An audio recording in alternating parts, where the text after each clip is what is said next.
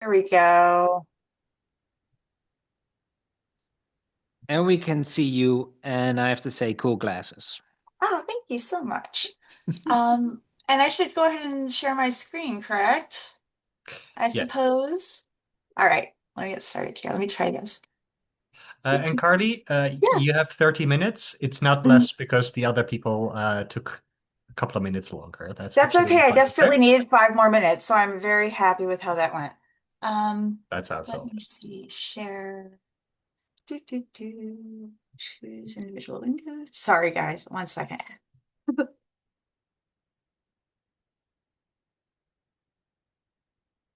Okay.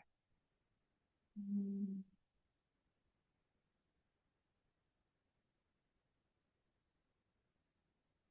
How is that? Is it showing?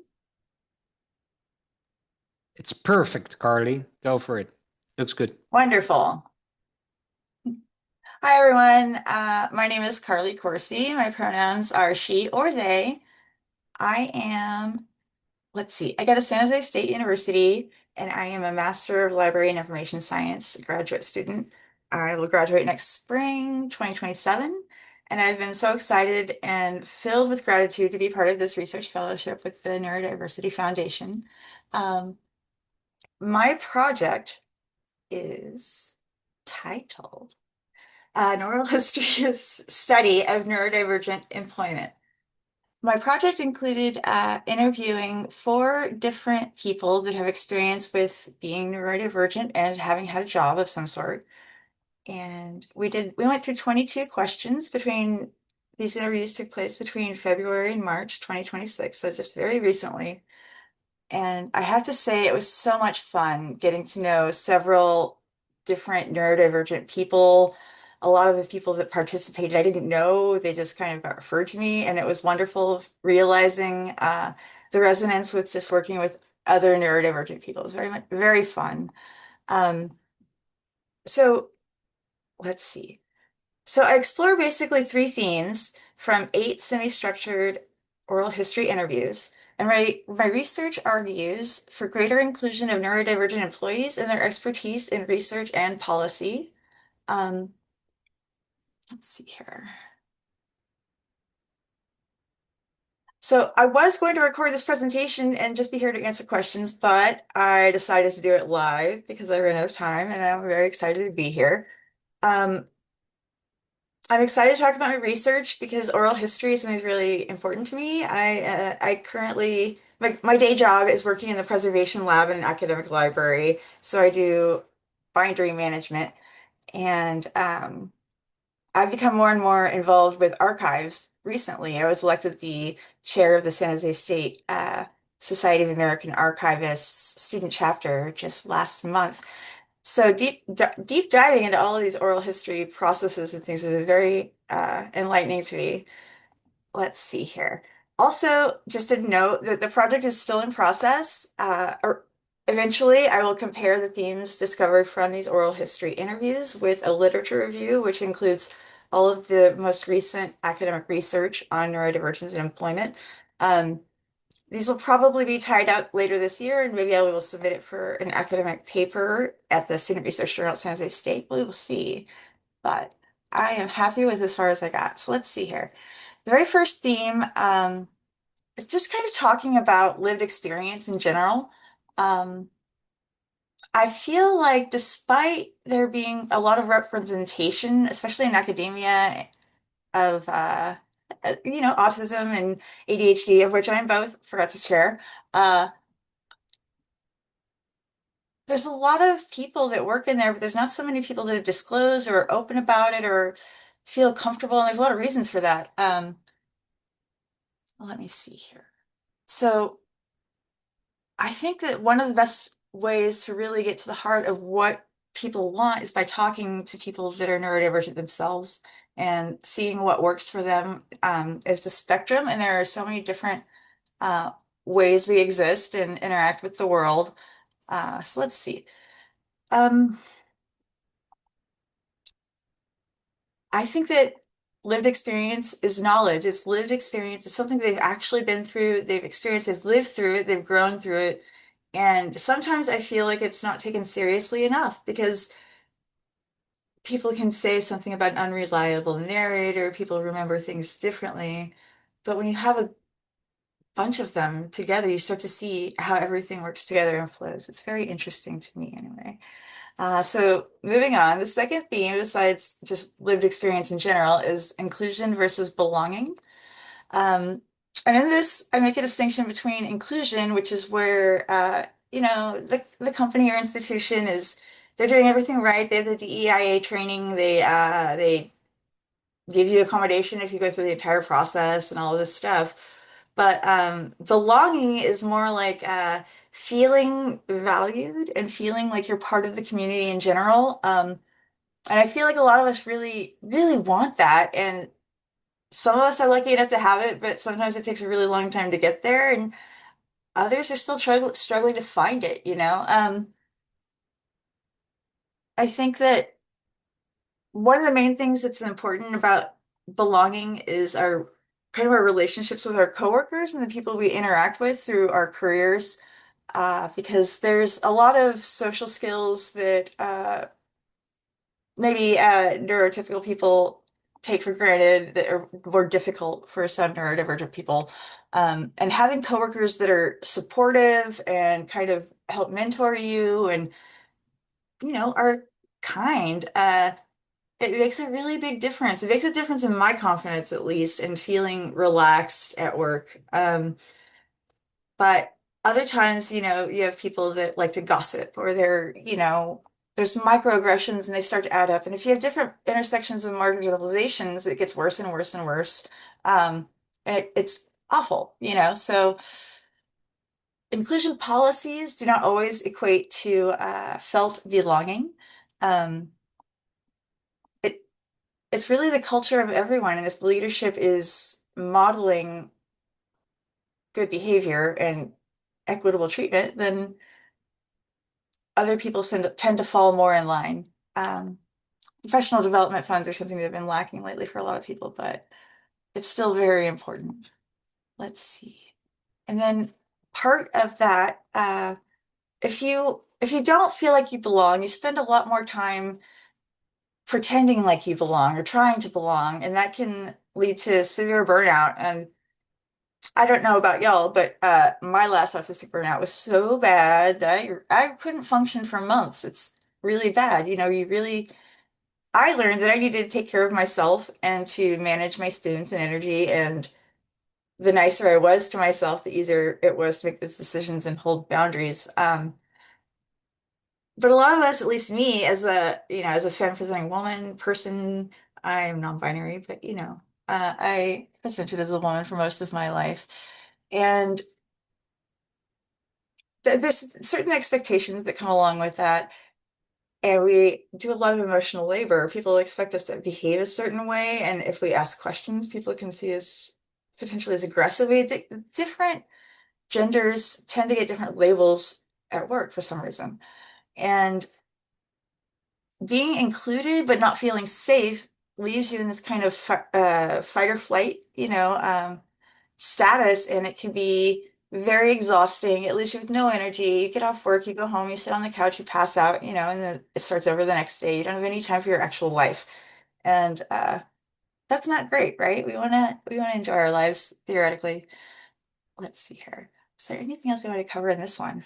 Um, Mostly just that a lot of things can come with these cycles of burnout. Like some people job hop until they figure something out that works for them, or they job hop forever, um, or pivot careers. I'm on my third career, uh, and mental health is super important because if we're not taking care of ourselves, at least for me, I get intrusive thoughts. I start spinning out. I've got to just make sure I'm in a happy place, or it just becomes very difficult to function. So, um, there's no reason that our job should be causing that, right? Our job should it's just a way to make money, right?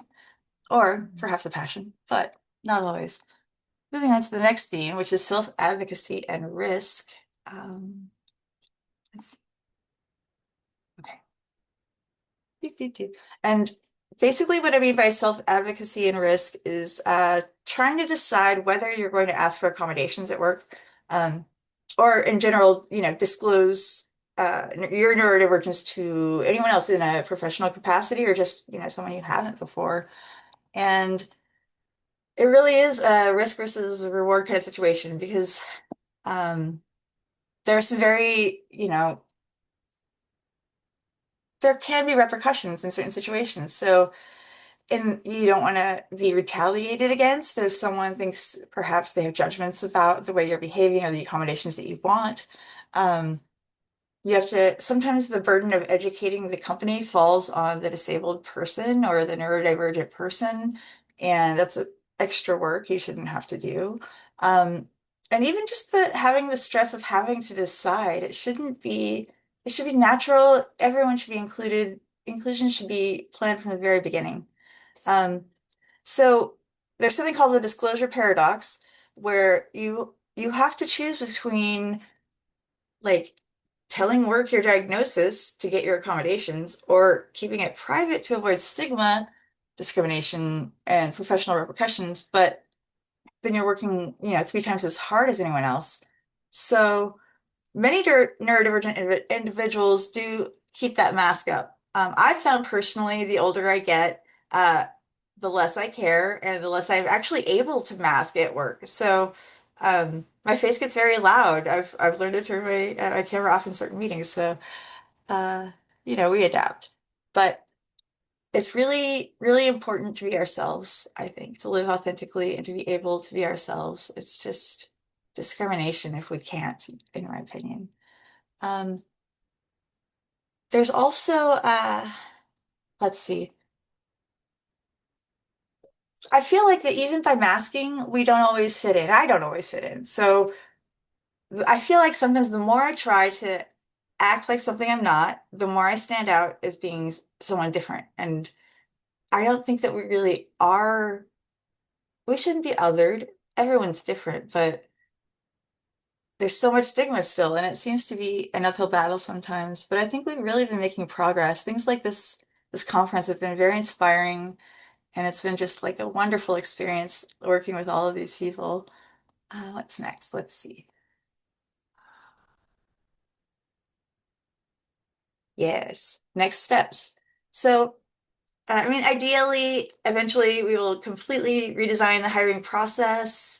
We will normalize environmental flexibility, like those bright lights and like open floor plan. Oh my God, stuff, not having a door, all that stuff is terrible, right? And distracting, and it breaks my focus anyway. So, uh, I also think that, the whole situation where you have to tell HR your diagnosis in order to deserve your accommodation is completely wrong.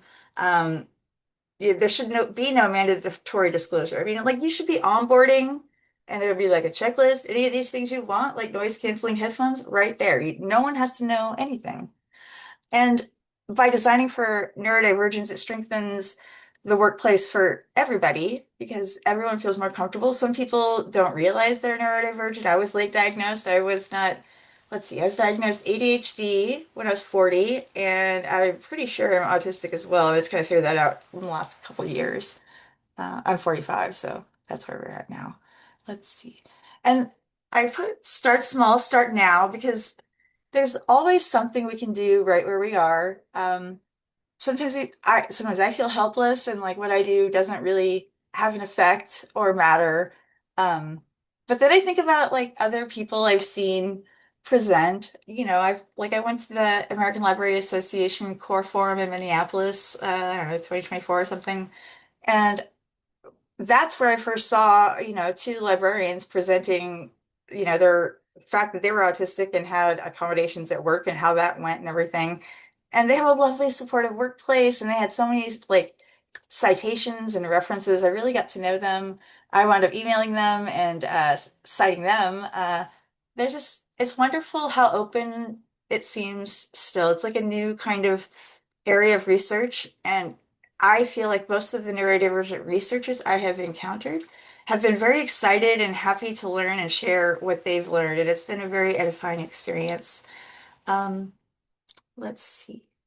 I'm, Um, I think I actually have 15 minutes left, but I am almost done. So I just wanted to let you know that you are more than welcome to reach out to me. I put my Gmail on there since I'm going to be graduating soon and my San Jose State email will go away. And that is also the URL for the Neurodiversity Foundation itself, which I am super thankful for. And yeah, does anyone have any questions? I'm going to stop sharing, I think. Yeah. Thank you, Carly. Yes. Thank you so much for sharing this with all of us.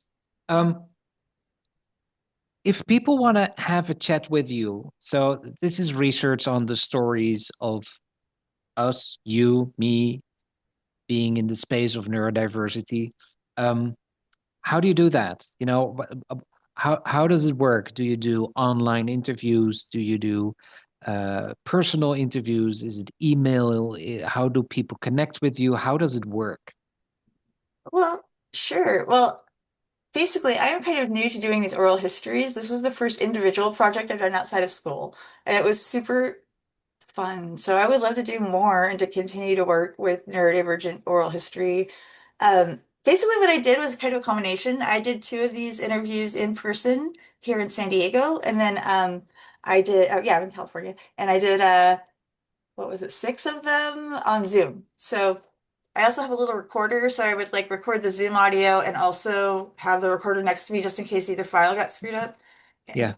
And yeah, if you're interested ever in just like doing a kind of informal interview or a more structured one, if you want to do a project together or anything, I am so open to any of that. Like I haven't even graduated yet. I am like down. So um You I'll would put love my to email in the continue. chat. Yeah, you would love to continue the conversations. Do I understand Absolutely. that Yes. correctly? I am so open to that. Yes. Yeah. Um, Is it okay if I ask a question too, Perry? yes, Yeah, please sorry do. to Yeah. intermingle, but Carly said something amazingly interesting. And it's not about your research. You said the older I get, the more difficult it is to mask. And that sounded like a very powerful thing that I would love to hear you speak a couple of more sentences over. Sure. It was actually something I noticed through some of my transcriptions in the oral history thing too, was that some of the older people, it was more, I feel like femme presenting people, but maybe I don't know, it's small sample size, but I feel like as we enter our 40s, like for me, like I started like perimenopause and all that stuff, like I just stopped caring. Like I just kind of, I was also very tired. Like I have a 15-year-old daughter. I'm in grad school. I work full time and I volunteer. So I'm like, ah, and I don't have the capacity to be wasting energy somewhere. So a lot of my energy was going to masking my whole life. Like I'm dyscalculia as well, and I somehow got all the way through high school and got to my college before I realized like I cannot figure it out. Like it just kicks my ass. Math is hard for me. Um, and as I started to get to know myself better, I'm like, well, I'm not weird. And the more I know all of you, I'm like, well, we're not weird. Like we think differently or something. And I honestly don't care what people think about me anymore. So it's kind of dangerous. I'm like, but people know what they get, you know? I think it's kind of nice to front load it because if they know I'm neurodivergent right away and they know I'm loud and I post a lot, then they know that and they're not shocked when they hire me, you know? It is what it is, right? It's you. Right, And wouldn't it be nice? It's a good question, Turk. Wouldn't it be nice to be like this when you're 20, right. right? We should shout it to all the 20-year-olds, especially here now, listening to us. Just be yourself. It sounds like a very simple assignment. It's not, right? It's so hard. Yeah. Like, I mean, I don't know about y'all, but I went back to college when I was 36. I started at community college and then I went to get my bachelor's and now I'm in grad school. It's been like 10-year journey. And it wasn't until I got to grad school where I actually felt comfortable enough to actually like join any clubs or talk to anyone. All of my bachelor's and grad school are online, so I'm much more, I don't know, I can talk to you guys on my computer, but in person I get very scared. So it's very difficult for me in person, but getting to know people online gave me a lot more confidence. So now I have a lot of networking skills as long as it's like on LinkedIn or something. Thank God there's online, right? It opens up so many more possibilities. Yeah. Um, I like that. Yeah, and just be yourself. I Absolutely. want to People use are all going to kinds like of you or they won't. So you might as yeah. well just be yourself and not stress about it. I want to use words now that I can't use, and but everybody knows that what I want to say, I think. So, yes, we should do that and just be yourself. Absolutely. Where is it all going, Carly? What does the future look like for you? Well, it's kind of up in the air, but next week I'm starting to volunteer for the Lambda Archives in San Diego in my copious free time. But it is a queer archive, and they have tons of oral histories that are decades old that they have been waiting to transcribe because they don't have any time. But now they have the space to actually host them, so I'm going to be doing some remote work for them, transcribing oral histories, and also going in person and learning how to do archival processing and finding aids. And I think that experience, along with my experience in the preservation lab for the last few years, I'm kind of hoping to kind of move that into some sort of academic librarian position where perhaps I either still work with preservation or maybe work in a community college library where you do a little bit of everything. But I have worked in public libraries and I loved it. It was very exhausting for me that being in the front desk all the time, and I get hiding a lab is much better. But I think academic librarianship is where it is for me because I didn't know I would enjoy research so much. Like I always thought it was a lot of math and I kind of tuned it out. And now that I've gotten into editing academic articles with the research journal at school and doing all these things, reading more and more, I understand APA more. And now it reads easier. And I'm like, it's not really all math. It's just how they got to their conclusion. So Hmm. It's not I'm too doing bad, better. right? I love that. Thank you, Carly. Oh my God, we're almost out of time. Thank you for being here. Thank you for sharing this with us. Thank you for your excitement and your personality. I love it. Love the Aw. glasses. Love how you do this. Keep going. Cherk, thank you for your question as well. It was a very good one. I love it when people are not masking anymore and just think, flip it. This is me coming at it. And that's a very good thing. Um, Cherk, And it is our hope that through Neurodiversity Pride Week that we're celebrating each year, this feeling of I'm done with the masking. I'm okay who I am, and the older I get, the more I'm going to accept that I'm going to be completely me instead of a normal person costume that I used to wear when I was younger. So thank you for being that inspiration to today, Carly. Thank you so much for the opportunity. This was super fun. I was terrified, but it was great. you did well. Thank you.